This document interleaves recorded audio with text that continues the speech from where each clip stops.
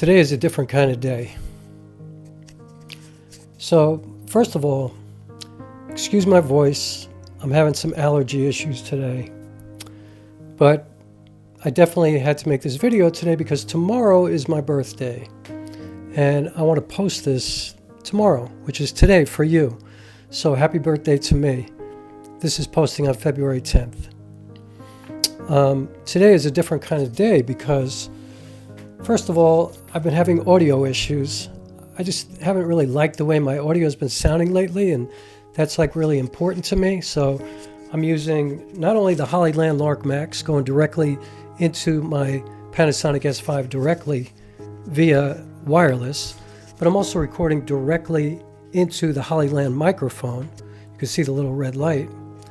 So I'm getting audio directly into the file, the video file, a separate audio file, and I'm also using the Zoom H1N with my Purple Panda lavalier mic, and whatever gives me the best audio wins. I also use a shotgun mic very often, a Boya MM1, but the reason I'm not doing that now is because I'm probably 6 feet away from the camera. I'm shooting with a Minolta 28mm f2.8 lens, a vintage manual lens. I love the way it looks. I actually have an ND filter on it because I'm shooting at ISO 4000.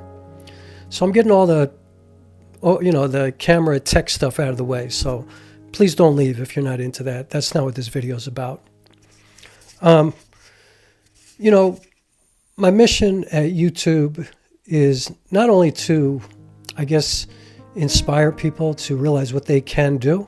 The projects that they think there are all these obstacles standing in their way, but they're really just kind of looking for excuses to not do them, really. And I don't mean that in a pejorative kind of way. I'm not trying to judge anybody or say anything negative, but I'm just saying I think it's really common that people create these obstacles because they don't really want to get in there and do a real film or do any kind of real actual project that they think they want to do, but they're afraid if they do it, they'll fail. And I think part of that reason is they kind of look at it as the biggest project of their life, like this is going to be it, instead of it's just a part of your body of work. You're going to do so many more projects after you get this first one out of the way. And it might be the greatest thing that you ever do, but I don't think you're ever going to feel that way, because once you get in the habit of doing real actual work, you're never going to look at anything as this is the greatest work of my life. Now, not to be a hypocrite, I have to be transparent about this. I do have a couple of things that I do think are the best works of my life. My first play was called Broke Wide Open. That was the best work of my life at that time, definitely, because I had never written a play. It was my first solo play. I was on stage all by myself for 2.5 hours. It was a 6-year project. I did it all over the world. It wound up running off Broadway. I wound up doing 8 shows a week for almost 6 months. It was phenomenal, like an unbelievable experience. I learned so much during that process.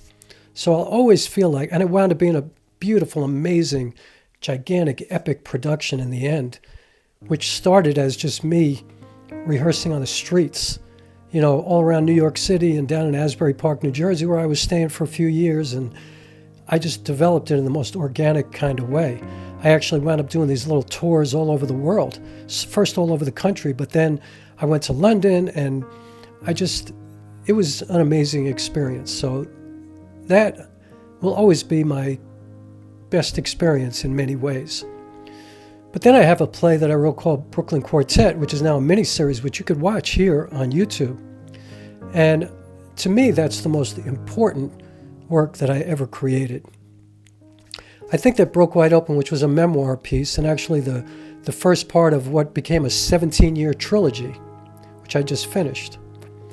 I think that, Brooklyn Quartet was the most, Broke Wide Open was the most important work for me to do, because I think everybody should do a memoir piece and everybody should write about their own life, because nobody knows your life better than you, and you have to get in the habit of only writing about things that you know.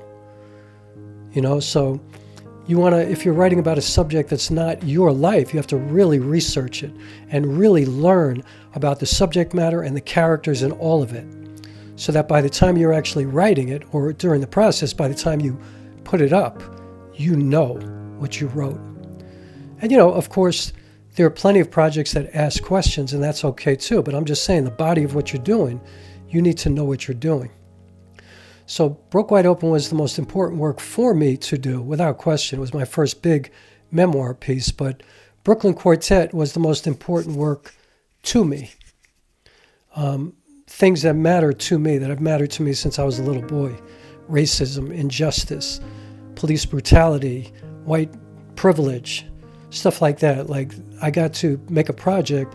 I got to actually create a love story around a horrific murder of Sean Bell in 2006 at the hands of New York City police officers. I turned it into a love story. I created these 4 characters that I was hoping people would fall in love with, and they did. Even the people who helped me and collaborate on that project, everybody fell in love with these characters, and that's what I wanted. I also wanted everybody to see a part of themselves in each character, no matter who they were looking at. Like, there's a white male, a black male, a Latina, so a female girl who speaks, a Spanish-speaking person, but obviously English was her main language, and a character named Queen, who was a little 5-year-old black girl. And so my hope was that white people saw a piece of themselves in the black characters, and black people saw pieces of themselves in the white character, and men saw themselves in the women, and women saw themselves in the men, and because we're all human and we all have so much in common with one another. And I think I'm just so grateful that I documented that work, and it's a mini-series, and I'm not particularly happy with the way it came out. It wasn't exactly what I saw in my head, but I was impossible to work with. My friend David Diaz, a filmmaker, helped me with it. I didn't let him do anything he wanted to do. But it's still great. I'm still so proud of it, and I'm grateful that it exists, and it gives you a chance to see what I do live in the theater too. It's like basically, it's based on a 2.5-hour live performance of Brooklyn Quartet that I did at Pregonis Theater up in the Bronx, which is one of my favorite theaters in the world. Beautiful, beautiful, important performance space in New York City. And then I performed it again at Fort Greene Park in Brooklyn, kind of on location from where a lot of the stuff in that story takes place. So, yeah, I'm really grateful that it exists, and I'm happy that people still watch it. So, what I'm trying to do here at YouTube is trying to get us out of this thing that I think society is pushing us towards, where people can't handle more than a couple of minutes of content. They're just like scrolling through, and they're never digging into anything. And I don't feel like we're ever considering anything, like really considering or thinking about things. Really kind of trying to discover what things are about, the layers, the complexities of it, like nothing is so simple. Life is not simple, and life is actually like exposition in a play. It builds. There's a beginning, then there's a whole lot of stuff that happens until you get to what might be the ending, or might be the beginning of the next place, who knows. But I want people to become more comfortable with, and I know a lot of people who are older, like say older than 50, will understand this because they lived in a world where there was no internet, there was no social media. They grew up without computers. So I know they understand that, but still, we all have become addicted to these devices, and we're, like, how can you walk around New York City with your head down all the time? But you see it all the time. Like when you look around the city, you see people just looking down into their phone all day. And one of the most magical things to me is walking around New York City and seeing all the life and seeing all the people, seeing all the amazing architecture, the color, hearing the sounds, paying attention to all the languages. Walking around New York City is like hearing a symphony. The trains, the buses, the people, all the noise is like a beautiful symphonic orchestra. It's gorgeous. And so if you're wearing headphones and you're locked to your phone and you're looking at social media and you're TikToking and Facebook and Instagram and all of that, you're missing a lot of humanity. And so, I noticed that when I finally started to approach YouTube more genuine to who I am, which meant much longer videos, everybody I know tried to dissuade me from doing that. They were like, that's not what the platform is. Like, this is a platform for short form content, like 12, 17 minutes at the most. But I didn't get my growth until I started to post 45-minute videos, 35 minutes, hour-long videos. And then I posted my 2 feature films. One of them is over 2 hours long, and the other one's like an hour and a half. And I was trying to guide people to watch my movies, because can they do that on YouTube? And the answer is yes.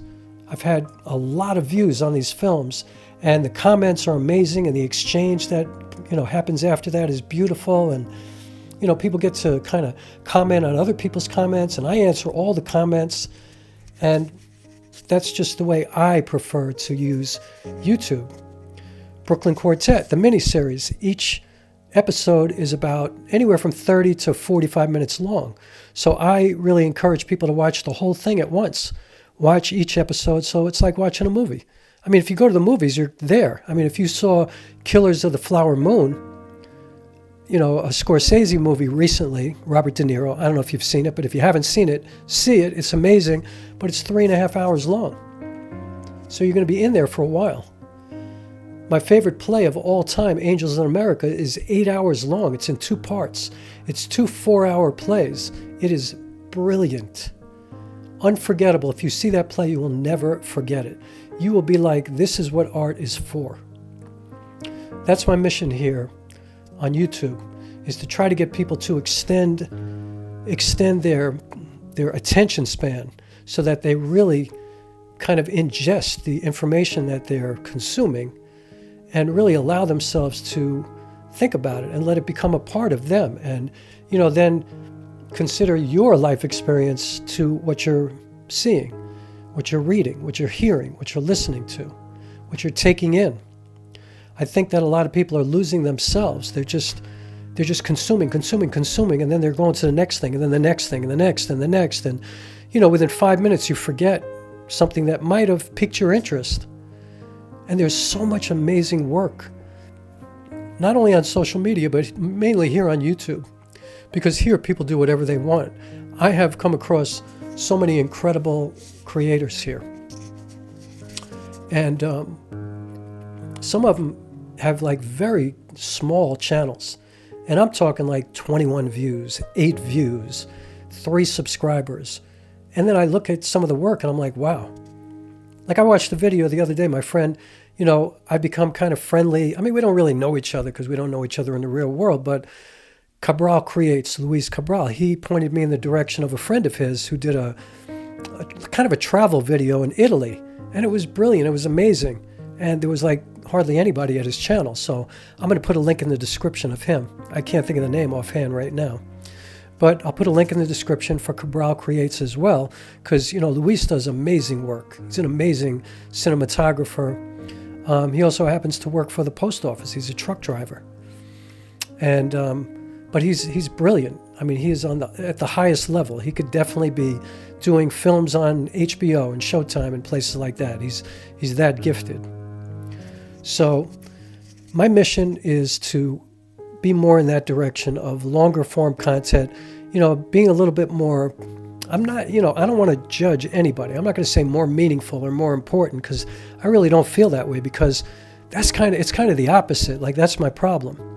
There's a lot of really important, meaningful stuff here that deserves more of your time, more of your consideration.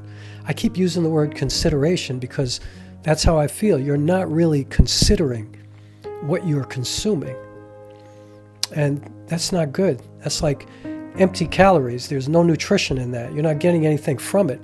It's just swiping through your brain, just like you're swiping through the timeline of whether it be Facebook or Instagram or whatever, YouTube. I mean, spend some time, because what's ironic about that is you think you don't have time for long form content. You think you don't have 45 minutes to watch a Rokkor video or 2 hours to watch one of my movies. And yet you will spend 4 hours, 6 hours, 10 hours doing this all day, just scrolling. You got plenty of time. It's really about where you're spending your time, how you're spending your time. And I'm here to tell you, in my humble opinion, you're wasting a lot of your time because you're just taking it all in. It's like getting hit, you know, with one thing after another, but nothing's sticking. Nothing's staying with you. And if you are an artist as well, if you're making movies or writing a play or a musician or whatever you do, are you able to really dig into your work? Are you able to make, you know, to like commit to something that takes more than a day or more than a week? Like, I'm working on a feature film right now. It's going to take me a few years. My first play was 6 years of my life. My second play was 5 years of my life. My third play was 2.5 years of my life. It was supposed to open at the Signature Theater, and then the pandemic hit, and I didn't even get to do it. So now I'm working on a feature film that's based on that theatrical script. So I'm kind of incorporating live theater with my filmmaking. You can see the light going up and down now because I'm standing in front of my window, sitting in front of my window, so I apologize for that. I just felt it. Anyway, I just lost my train of thought.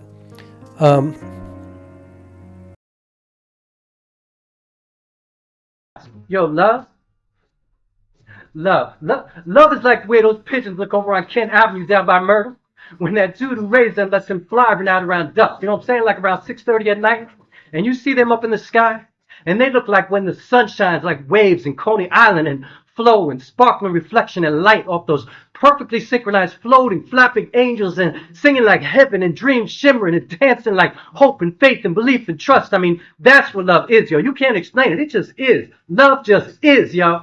Anyway, if you're able to create something of your own, you know, like I said, these projects took years of my life. You know, I was working on something for 2.5 years, like I was saying, and it got shut down, and I was totally depressed. So what did I do? I made a movie about it on my phone at a time where I had never even touched a camera before. I had no idea what I was doing, but it just led me to something. And the point I'm trying to make is that I committed to it because I'm used to committing. I'm a solo theater artist. That is the ultimate in commitment because, like, let's say I write a script. And let's say that script is a 2.5-hour play. And so it's about 250 pages. And let's say I have to memorize that entire script because I don't ad-lib anything. Every word is scripted. And so that's commitment. And that's something that's necessary to make great art, in my opinion. And so, anyway, here on my birthday, I really appreciate this platform. I feel so grateful to be here. Today I'm leaving Facebook and I'm leaving Instagram and I'm leaving WhatsApp forever because I don't want to have anything to do with Meta anymore. And so I'm digging in here. I'm also at my Patreon page, which I spend a lot of time there, and I'm going to spend more time there because that's kind of like my lifeblood where people are supporting me financially as well. And I have my official website. So I'm going to be losing all this scrolling time, which is excellent to me because I can get all the news, all the information, everything from the places that I trust, NPR, WNYC, PBS, places that I know are telling the truth. That's where I go. And here at YouTube. And I'm very discerning and I'm very careful about what I consume and what I believe, and I fact check everything. It's another reason I'm leaving Facebook. I don't want to be anywhere where they're not fact checking anymore. I don't want to deal with that. So, on my birthday, if you watch this whole thing, I'll take that as a birthday present. Thank you so much. If you want to consider being a part of my Patreon, that would be an incredible birthday present. There's a link in the description to get to my Patreon. There's my official website. You can visit there anytime. I'm updating it all the time. Please subscribe here. Please hit the like button. That would be a great birthday present. And I think I'm going to end this video by telling you that today, and this might freak you out, and this might surprise you, but today I turned 67 years old.